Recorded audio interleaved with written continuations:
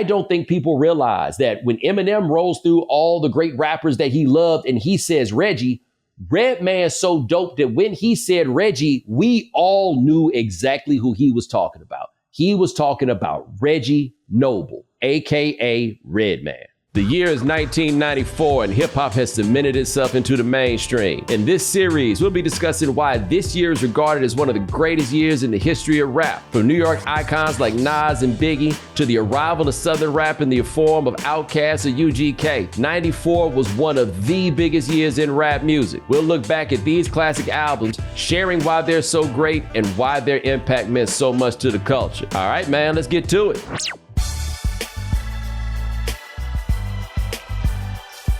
All right, Bo, who was Redman leading up to the release of this record? Okay, for you to know who Redman is, you kind of got to know who EPMD is. And they have evolved and grown into being the single most underrated rap duo of all time. Came out 4 times, went gold 4 times. They start getting into that funk-based production around the same time, if not a little bit sooner than Dr. Dre in a lot of ways. Like this was East Coast G-Funk coming from EPMD.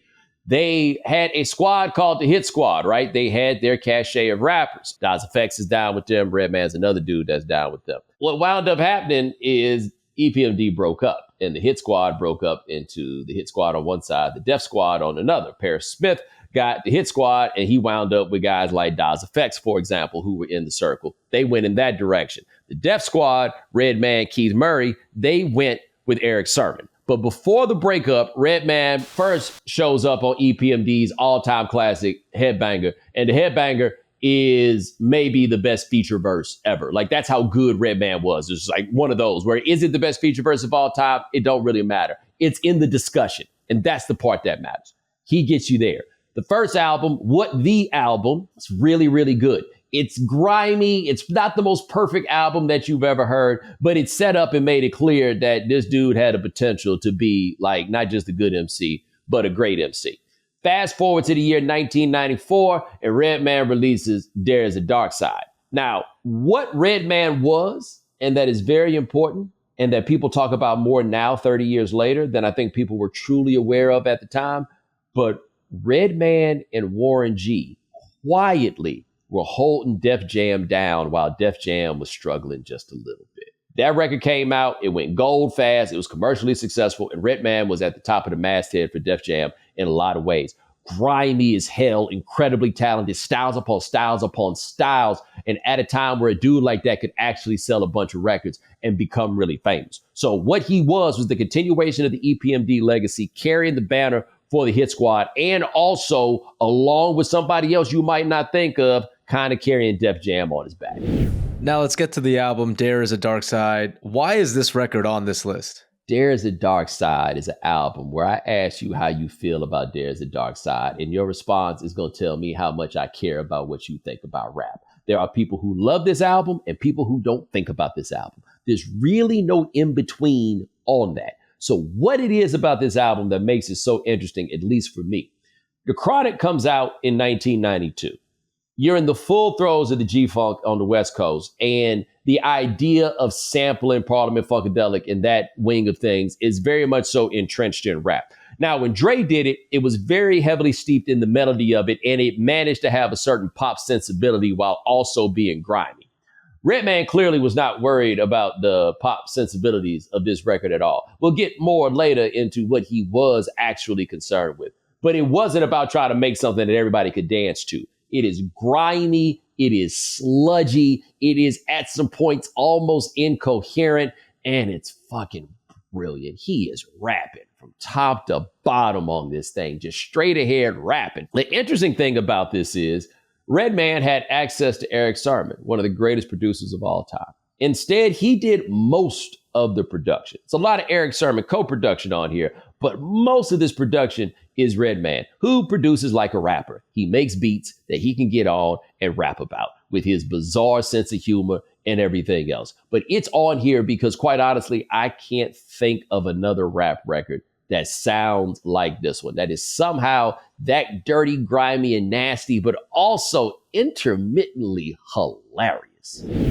What genre does it fit into? Because I know we've covered a lot of East Coast, West Coast, and Southern rap. It's kind of like an amalgamation of all of that. It's a lot of those things together, but it's a very decidedly underground basement, East Coast, New York, New Jersey kind of sound, right? Like if you were around in that time when you had to have a bunch of equipment literally set up in a basement, right? You couldn't just do this off of a laptop. This is the kind of stuff that you would go to somebody's basement and you knew somebody that had beats. And this is the kind of stuff that they would be cranking out and going with. It is very stoned out. It feels very druggy, right? Like that is kind of, if you go back and you listen in a different way, it's not quite like the Cypress Hill albums that are, so completely drugged out in that, but it has a real slow moving sort of vibe. Like almost it's a precursor to anything like DJ Screw related, but it does give you that kind of vibe. And of course it should give you that kind of vibe. Redman was so high when he was making this album, he don't remember it. He doesn't even like it. One of the best songs on it, he didn't perform it live until the year 2021. He says that people come up to him and tell him that they love this album. And he said that he was in such a terrible place in life that he hasn't listened to it since he made it. And it's a damn shame because he's missing out on a banger. Now, what's the critical reception? It's revered as a cult classic, but it also does have a lot of critical acclaim. The critical reception was a bit up and down when it came out. It really kind of depends on how mainstream the press is that is surrounding it. So the more mainstream, I think, the more difficult it became to appreciate. And also, if you got to know Redman through Eric Sermon's production, this didn't have kind of the cleanness that Sermon could give you at times. What cleanness was not at the expense of the funk. It was not the expense of being hardcore, but it was just a bit more coherent. This one, either you were going to love it or you were not. The Source gave it 4 mics. 4 mic is a strong review.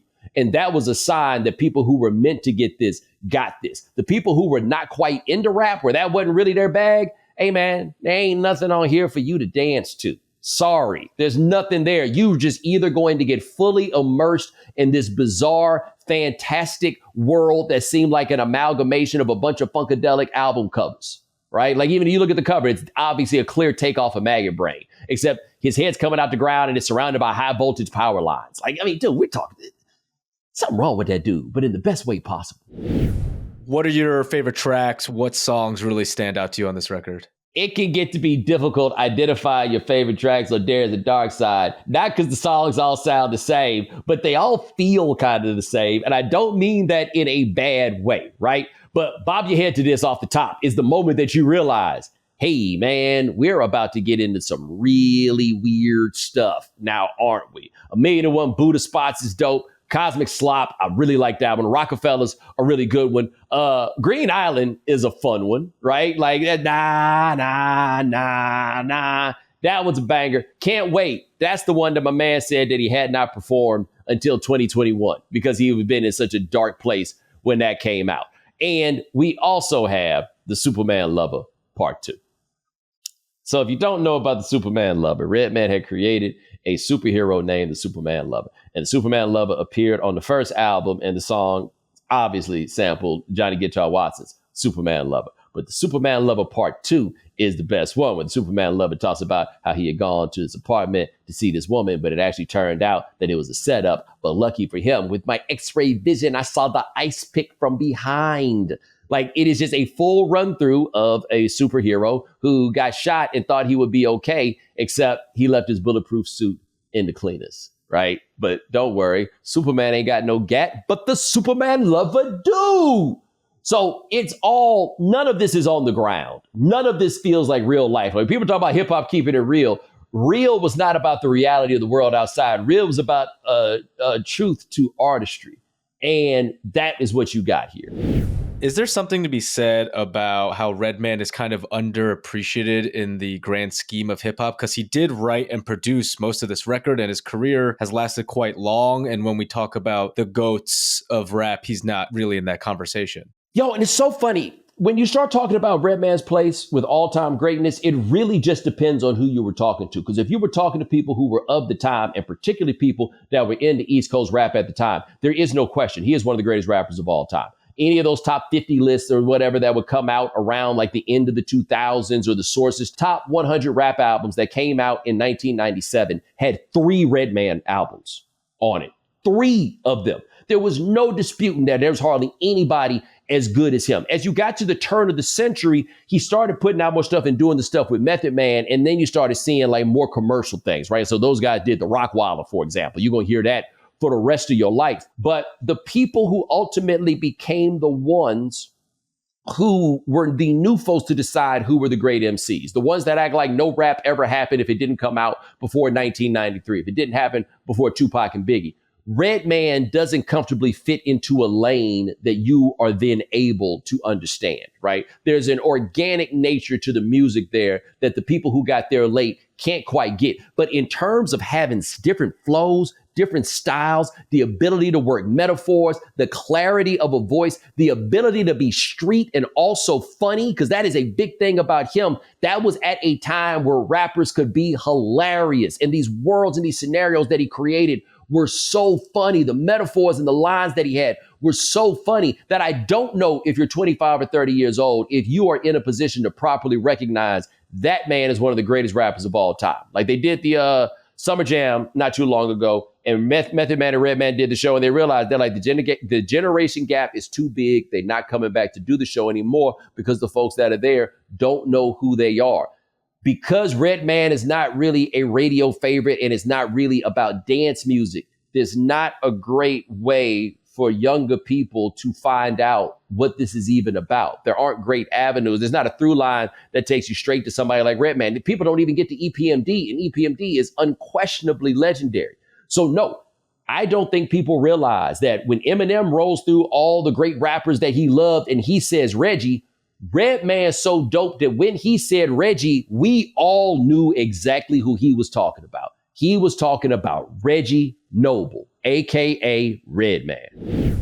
What is Redman's lasting legacy in this space? I think for better or worse, the legacy of Redman is attached to the legacy of Method Man. And so Method Man has the legacy that takes you to the Wu-Tang part, but then the more like comedy clown princes of rap sort of thing, that's where Redman comes in. Because let's not forget, them dudes got a cartoon. I think that has become ultimately the ways that people have come to understand him and to know him.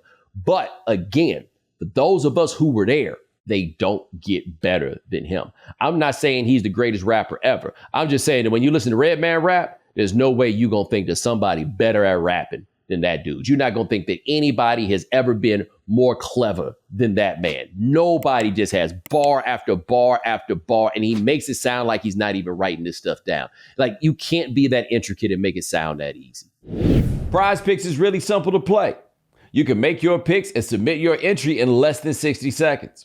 Quick withdrawals, easy gameplay, and an enormous selection of players and stat types are what make Prize Picks the #1 daily fantasy sports app.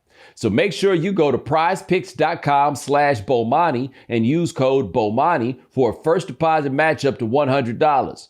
That's prizepicks.com/Bomani. Prize Picks, daily fantasy sports made easy.